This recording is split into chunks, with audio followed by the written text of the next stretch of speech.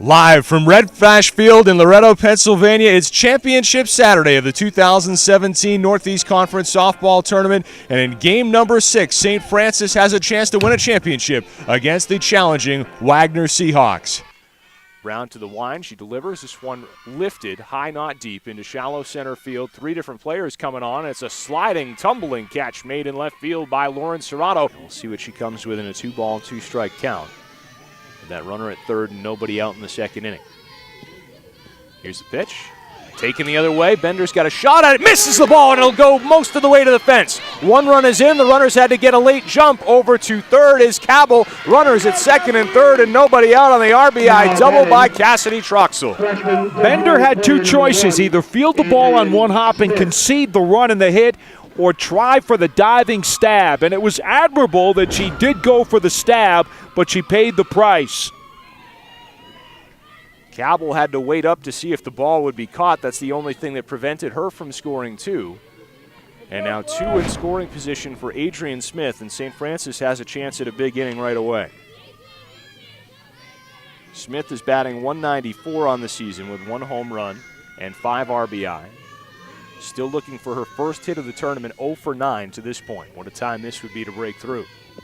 She looked at the first pitch, checked her swing, held up, and took ball 1. But you can see these St. Francis hitters want to be aggressive with so much on the line here on their home diamond today. So now Hallie Marion steps in. Marion out after the first pitch, caught in left field. The runner will tag. Good throw to the plate. It'll be close. Out at home plate. Tremendous play by Loretto in left.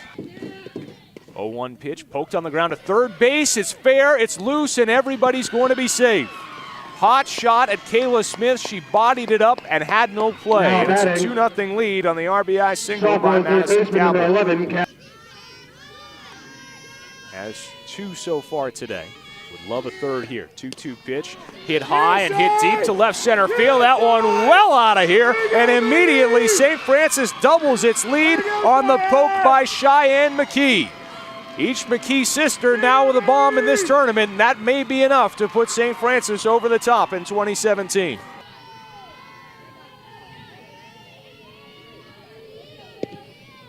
One pitch, line through the box and into center field for a base hit. They will send Reese around. She will score with ease as the ball gets all the way to the wall, and it is a timely 2-out RBI double off the bat of Amelia Van Orman that gets the Seahawks on the board in Game 6. Is now 4-1. Am I talking to a Jersey guy who didn't watch Seinfeld? Is that what's going on right now? 2-1 pitch, slap down to shortstop. We'll hold that thought as the throw is not in time. Safe at first base is Wittes. And she legs out an RBI single. In from third is McKee, and for the 4th straight inning, St. Francis scores. They now lead it 5-1.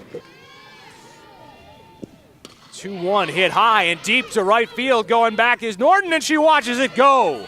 A home run off the bat of Loretto, and she makes it a 5-2 ball game. And for Loretto, that is her first home run of the season, her 9th RBI, and it comes as a great time as it electrifies that Seahawks bench. They're trying to crawl back into this one. It is now a 5-2 ball game. She shows bunt, pulls back. It's double steal. Nobody covers third base. Everybody's safe. They're going to send that runner. Close play at the plate. Safe at the plate. Aggressive base running by Jordan Seneca gets her around, and St. Francis gets the leadoff runner in for the 5th straight inning. Applin could not hold the ball on the play at the plate. Now, I don't know if the umpire, Nathan Nagel, would have called her out at home. Seneca scores here. As you get a look at the replay, it would have been really close.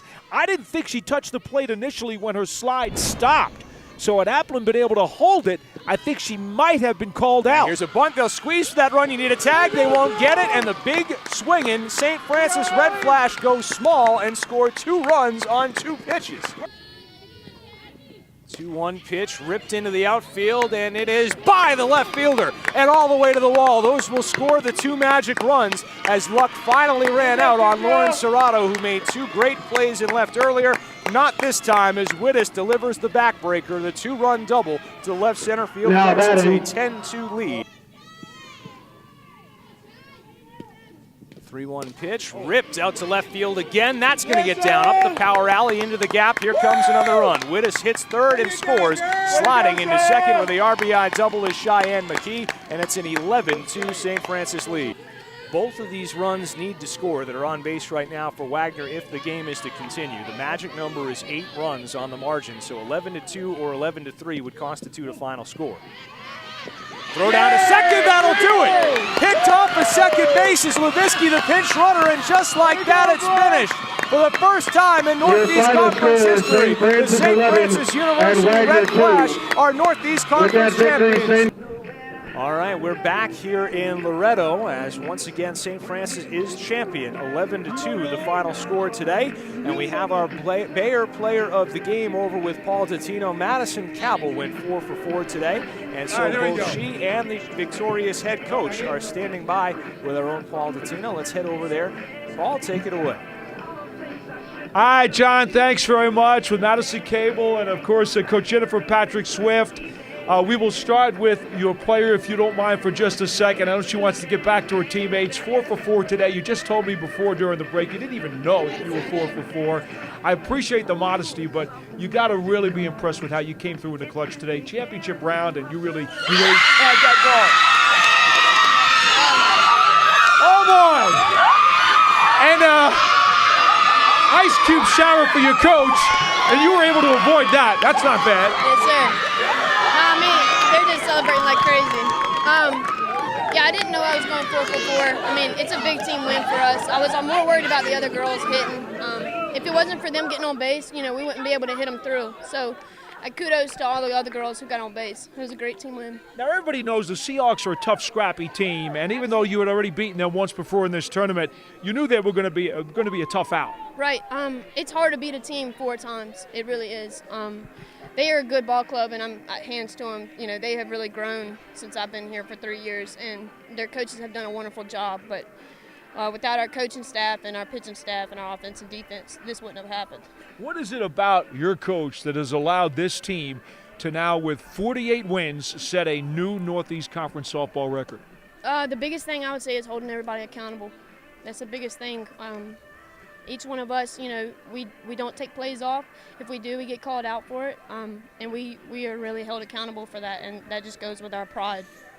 Congratulations. Best of luck with the first ever St. Francis Softball Championship trip to the NCAAs. Yes, Best sir. of luck to you. I appreciate it. Thank you. All right.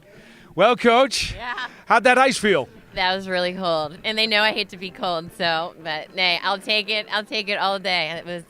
I'm so proud of this team. Gosh, no. So proud. It's awesome. Undefeated run through the conference play, 19-0 including the playoffs here. I don't know what you could have imagined this team to be when the season started, but I got to think they may have exceeded expectations. Yeah, a little bit. As a coach, it's unbelievable when, halfway through the season you can set more goals that were even bigger and higher than, your initial ones. And, as the season kept rolling, we kept setting bigger goals, and every time it was like the kids wanted it more and more and more. And I mean, it's unbelievable what they did. I mean, I'm just so proud of them. You know what really impressed me about this one in particular? You did it in so many different ways. You got the pitching, you got some of the power pop, which we all know you guys are known for, but you also did a lot of small ball too. Yeah. That's the thing is we kind of have some weapons in there hidden if we need them. We like to live and die by the long ball in our pitching, of course. But if it's a close game, we're going to push some pressure early where they don't expect it. And that's kind of what we did today is, I like you said, it was just all phases, and we just kind of said we're going to pour it on. So we wanted it. Well, we know this team is going to be historic because of the first ever program championship, and we know about the wins record in the NEC. Good luck in the NCAAs, but what do you want people to remember about this team no matter what happens in the NCAA tournament? This group of seniors, if it wasn't for them, we wouldn't be standing here maybe today. We wouldn't have the win streak. We wouldn't have won however many out of how many it is now.